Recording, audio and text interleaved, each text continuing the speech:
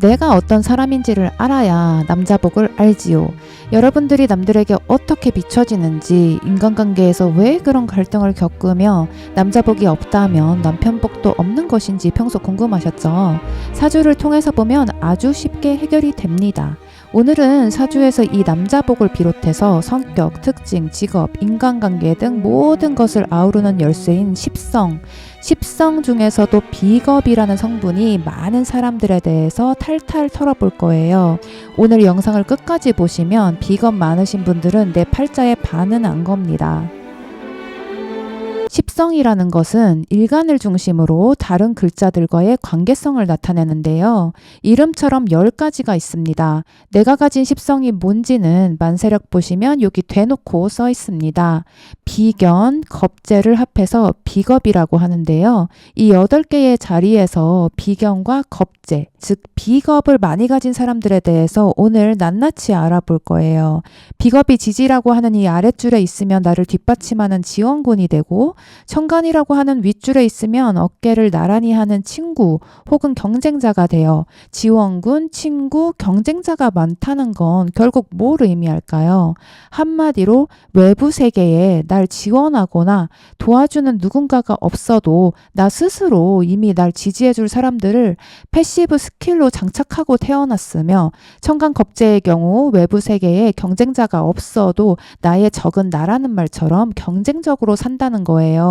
여기서 한 가지 옆길로 세야 하는데, 유명한 명리학자분이 사람을 4개 층위로 나눴는데요. 좋은 사람, 강한 사람, 나쁜 사람, 약한 사람입니다. 이 중 최상위 층위의 사람이 누구일까요? 좋은 사람이 아닌 강한 사람으로 뒀어요. 사람이 강해야지 남을 돌볼 수 있고 남에게 베풀 수 있고 만인을 위해 유익한 것들을 만들어낼 수 있다는 거죠. 그게 십성으로 풀면 비겁이 가지는 의미가 됩니다. 비겁이 사주에 잘 있으면 신강하다는 뜻이 되니까요.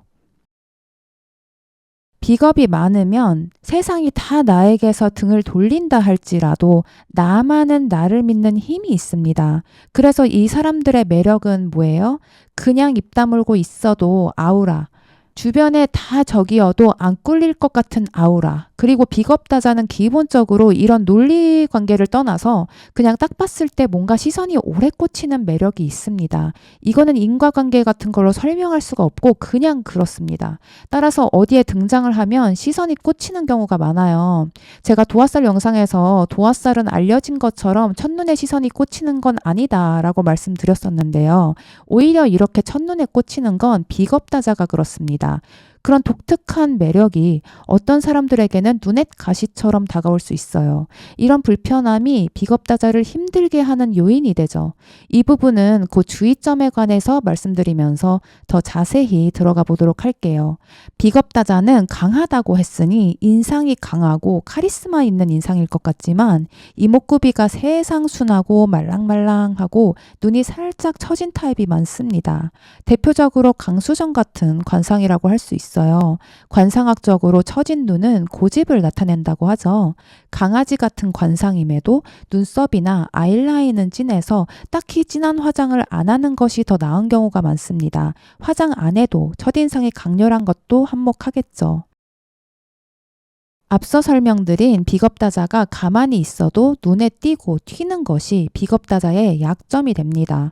아무 짓도 안 했는데 괜히 사람들로 하여금 견제하게 만든다는 거예요. 서로 부족한 거 채워주고 상부상조하며 사는 마을에 어떤 이상하게 시선 끄는 놈이 들어와서는 딱 보니 얘는 자기들 없어도 혼자서 다 잘 해먹고 잘 살 것 같거든요.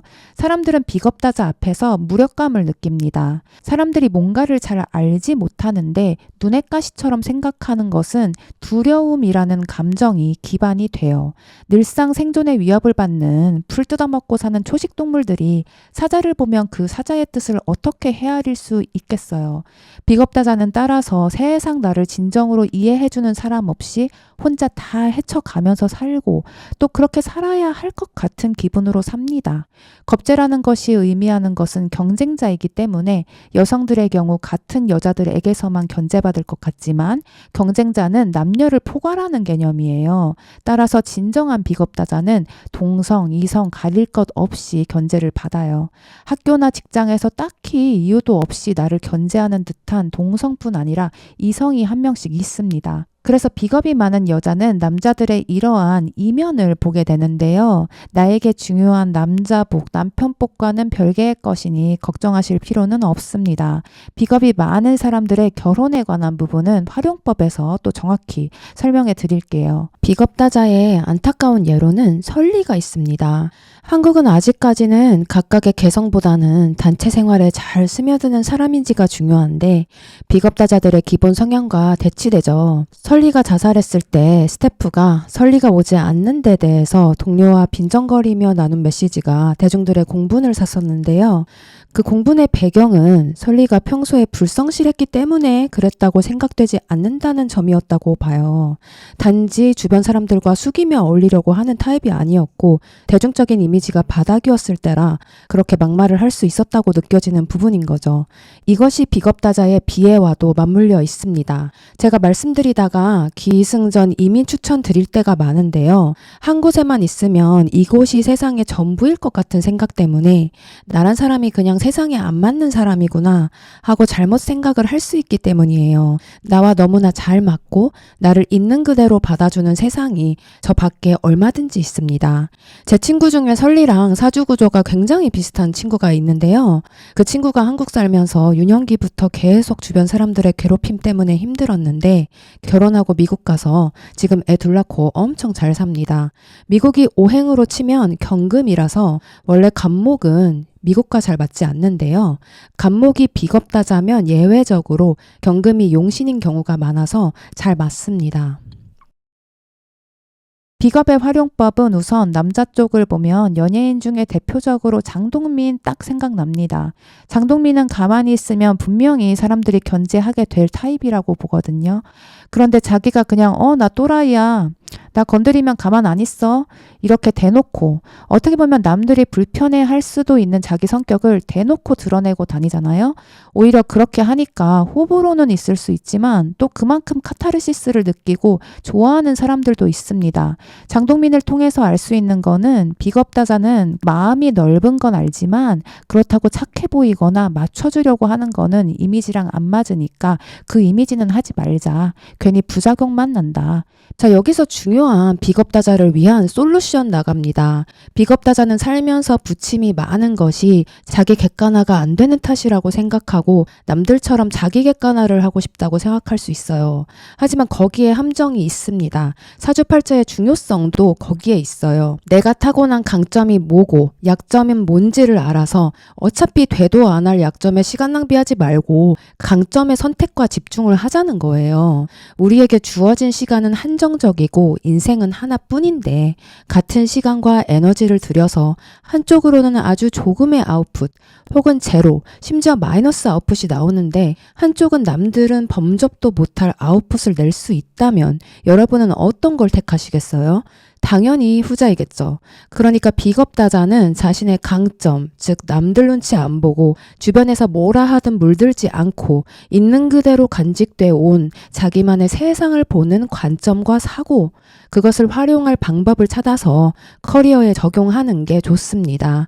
말씀드린 비겁다자의 강점, 이게 가능한 사람 별로 없습니다. 활용하기에 따라 독보적인 강점이 된다는 거예요. 여자 비겁다자로는 소유진, 한고은, 강수정이 있습니다. 이 세 사람의 공통점을 아시겠나요?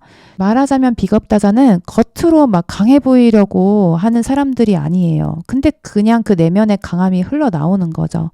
비겁이 많은 여자들은 처녀 때는 친구나 동료는 물론이고 심지어 부모나 가족조차도 진정으로 내 편이 아닌 느낌이 좀 듭니다. 그런데 진정한 내 편이 언제 만들어지느냐? 결혼하고요.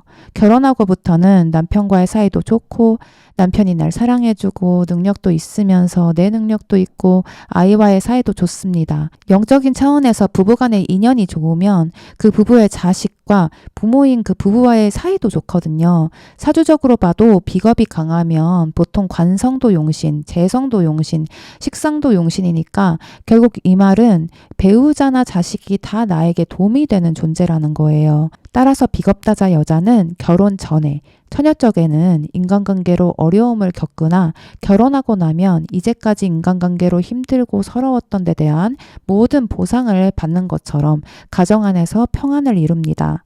비겁다자의 매력, 약점과 강점, 그리고 솔루션에 대해서 완벽하게 이해가 되셨을 겁니다. 비겁다자분들이 제 영상을 보신다면 자기 스스로도 알고 있는 칭찬거리에 대한 얘기보다는 좀 자기의 문제를 해결해 주길 바랄 것 같아서 장점에 관한 부분은 나중에 많이 편집을 했습니다. 하지만 비겁다자는 타고난 아군이 이렇게나 많고 강한 만큼 남을 뒤통수 칠 일은 없다는 것.